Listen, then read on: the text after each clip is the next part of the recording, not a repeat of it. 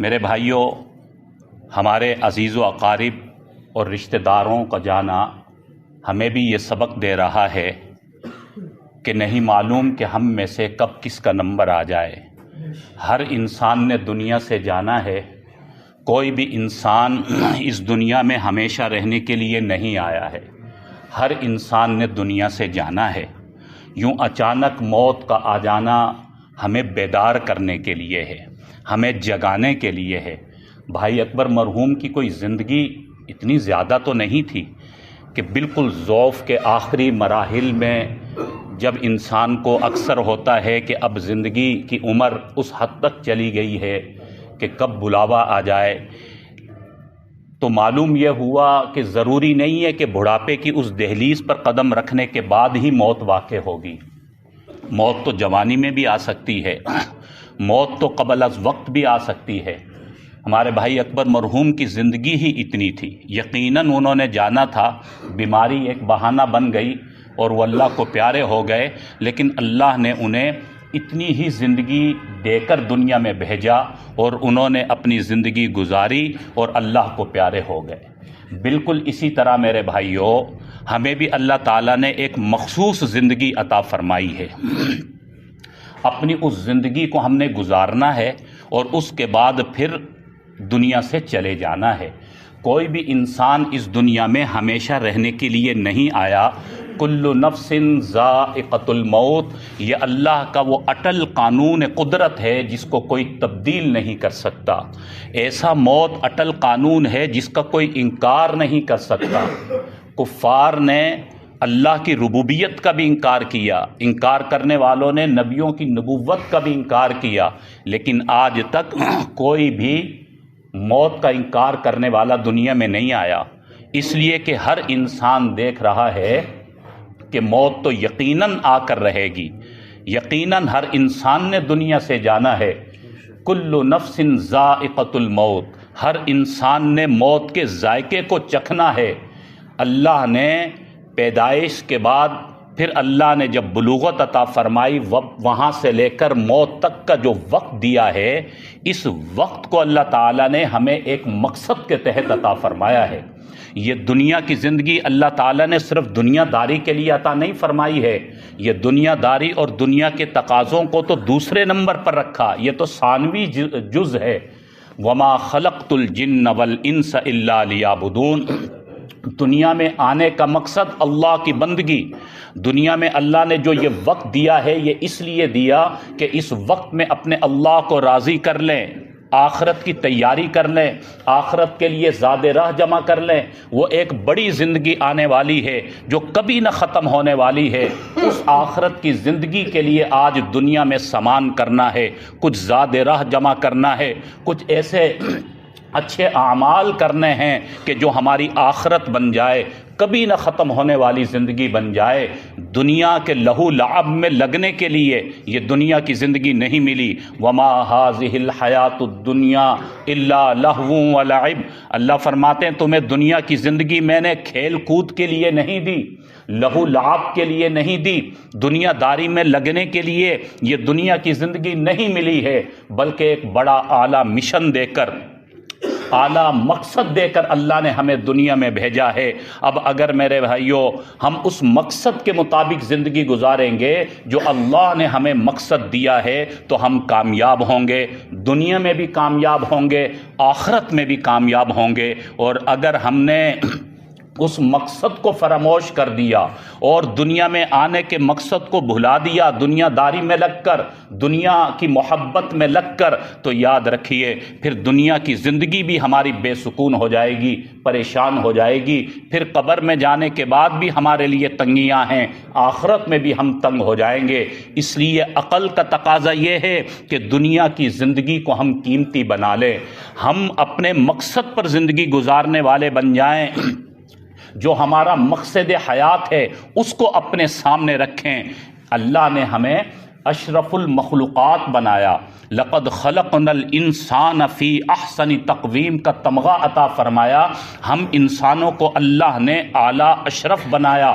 18,000 مخلوقات میں ہم انسانوں کو اللہ نے سب سے اعلیٰ اور افضل درجہ عطا فرمایا. اب اگر ہم اپنے مقصد پر نہیں قائم رہیں گے تو اپنی فضیلت سے گر جائیں گے. اللہ نے جو اشرف المخلوقات بنایا اس کے ہم مستحق نہیں رہیں گے. کوئی بھی دنیا کی چیز اگر اپنے مقصد سے ہٹ جاتی ہے تو اس کی کوئی ویلیو نہیں بچتی، اس کی کوئی حیثیت نہیں ہوتی ہے. اس کی ایک مثال لے لیں کہ یہ پنکھے، ان کا کام ہے ہوا دینا. جب تک یہ پنکھے صحیح چلتے رہتے ہیں، ہمیں ہوا دیتے رہتے ہیں، ہم انہیں اپنے سروں پر سجا کر رکھتے ہیں، اپنے سے اونچی جگہ پر ان کو لگا کر رکھا، بڑی اس کو عزت دی. کیوں؟ یہ ہمیں ہوا دیتے ہیں. اب جب تک یہ مقصد پر چلتے رہیں گے، یعنی صحیح ہمیں ہوا دیتے رہیں گے، ہم اس کی صفائی کا بھی اہتمام کریں گے. اپنے سے اونچی جگہ پر اس کو سجا کر لگا رکھا ہے، لیکن اگر خدا نخواستہ پنکھا خراب ہو جائے، ہوا دینا بند کر دے، اپنے مقصد سے ہٹ جائے اور ہوا دینے کی اس کی صورتحال خراب ہو جائے، تو ہم کیا کریں گے؟ کوشش کریں گے کہ اس کو الیکٹریشین کو دکھائیں کہ یہ صحیح ہو جائے. اگر صحیح نہیں ہوگا، اپنے مقصد سے ہٹ گیا، مقصد پر نہیں چلے گا، تو ہم کبھی بھی اس کو اپنے سروں پر نہیں سجائیں گے، کبھی بھی اس کو اوپر نہیں چھوڑیں گے. بالآخر جب دیکھیں گے کہ یہ اب مقصد کے مطابق کام کرنے والا نہیں بچا، تو اٹھا کر اس کو یا تو کباڑیے کو بیچ دیں گے یا اٹھا کر اپنے کباڑ خانے میں اسٹور میں ڈال دیں گے. اندازہ کیجئے وہ چیز جو اپنے مقصد پر کام کر رہی تھی تو اس کا مقام کتنا اعلیٰ رہا. اپنے سے اونچی جگہ پر ہم نے اسے لگایا، اور جب وہ اپنے مقصد سے ہٹ گئی، مقصد کے مطابق اس چیز نے کام نہیں کیا، تو اس کی حیثیت کیا بن گئی؟ کباڑ خانہ. اس کو اٹھا کر پھینک دیا ہم نے یا کباڑیے کو بیچ دیا. اسی طرح میرے بھائیوں، اگر ہم مقصد پر چلیں گے، جو اللہ نے دنیا میں ہمیں مقصد اپنی بندگی کے لیے دنیا میں بھیجا، اپنی عبادت کے لیے دنیا میں بھیجا، اگر ہم اس مقصد پر چلیں گے تو پھر اللہ کی مدد و نصرت شامل حال رہے گی. جس طرح صحابہ اکرام اپنے مقصد حیات کے مطابق زندگی گزارتے رہے تو اللہ کی مدد و نصرت ان کے شامل حال رہی. اللہ نے دنیا میں ہی ان کے لیے جنت کے اعلان فرما دیے، انہیں جنت کی سندیں عطا فرما دی. رضی اللہ عنہم ورضوا عنہ کا ان کے لیے اعلان فرما دیا کہ صحابہ اکرام نے اللہ کی بندگی میں ایسا وقت گزارا کہ اللہ نے فرمایا یہ مجھ سے راضی ہو گئے، میں اللہ ان سے راضی ہو گیا.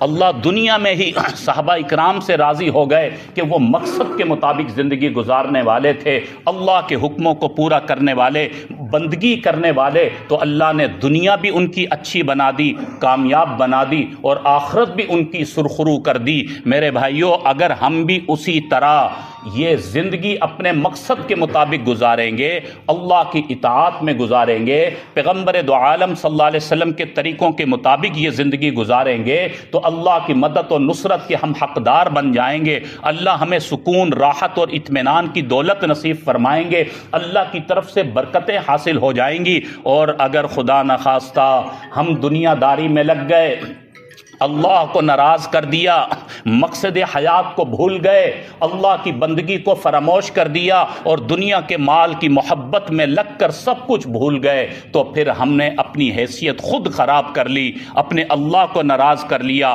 اللہ کی مدد و نصرت کے دروازے ہم نے بند کر لیے. اللہ کی طرف سے رحمتوں کی، برکتوں کی جو آبشاریں برس رہی تھی، ہم نے خود ان کا راستہ روک دیا.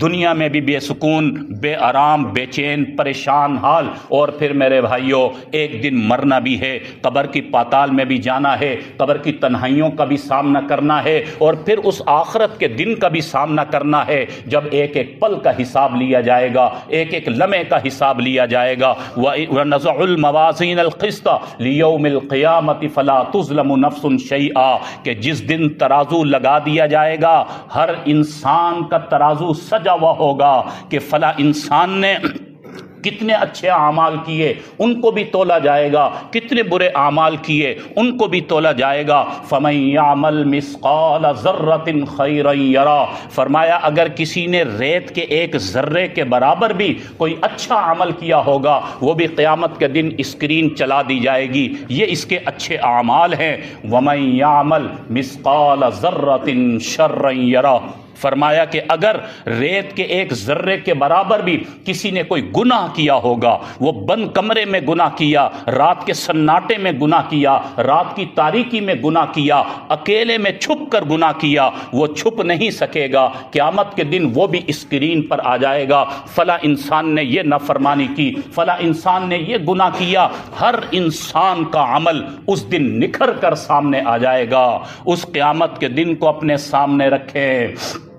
فرمایا کہ جب انسان انکار کرے گا، یا اللہ میں نے تو یہ گناہ کیا ہی نہیں ہے، انسان اپنے اعمال سے، برے اعمال سے مکر جائے گا، تو حدیث میں آتا ہے آپ نے فرمایا کہ اللہ تعالیٰ انسانی اعضاء کو قوت گویائی عطا فرما دیں گے، ہمارے اعضاء بولیں گے، اللہ ہاتھوں کو زبان عطا فرما دیں گے، اللہ دماغ کو زبان عطا فرما دیں گے، اللہ آنکھوں کو زبان عطا فرما دیں گے، جسم کے ہر عضو کو اللہ قوت گویائی عطا فرما دیں گے۔ پھر یہ آنکھیں بولیں گی، یا اللہ یہ جھوٹ بولتا ہے، ہمارے ذریعے سے اس نے یہ گناہ کیا تھا، یا اللہ ہم آنکھوں کے ذریعے اس نے یہ گناہ کیے تھے، یہ بد نظری کی تھی، اور یہ اس نے اپنے موبائل میں ہم آنکھوں کے ذریعے سے دیکھا تھا۔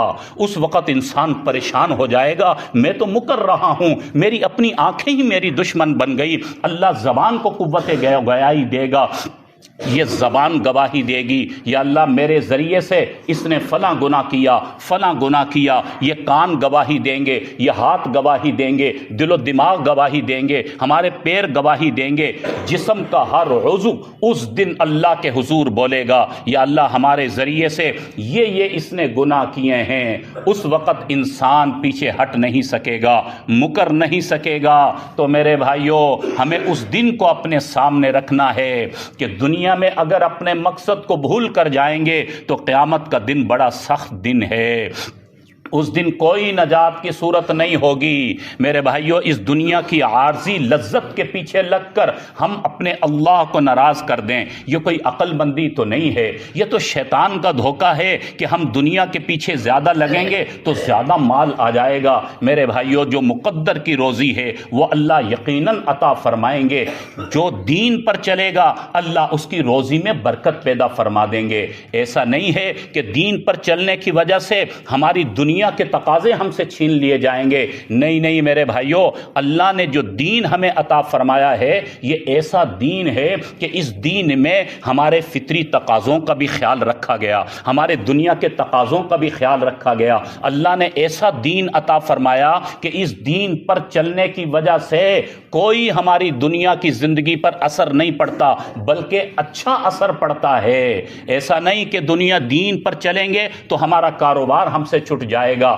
نہیں میرے بھائیوں، ہمیں صرف اپنی نیت کو درست کرنے کی ضرورت ہے، اپنے زاویہ نگاہ کو، مرکز کو درست کرنے کی ضرورت ہے۔ اسلام کاروبار سے نہیں روکتا، بس اسلام یہ کہتا ہے کہ کاروبار کو حلال طریقے سے کرو، جائز طریقے سے کرو، غلط طریقوں سے بچو، حرام سے بچو۔ اسلام یہ نہیں کہتا کہ شادیوں اور غمیوں اور خوشیوں کی تقاریب میں نہ جاؤ، ہر چیز کی اجازت ہے، لیکن سمت کو درست رکھنے کی ضرورت ہے۔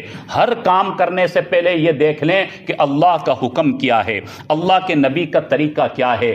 ہماری دنیا کی زندگی کی ساری چیزوں کا اسلام نے خیال رکھا۔ اسلام گھر بسانے کے لیے بھی کہتا ہے، گھر کی ساری ذمہ داریوں کو نبھانے کا بھی اسلام حکم دیتا ہے۔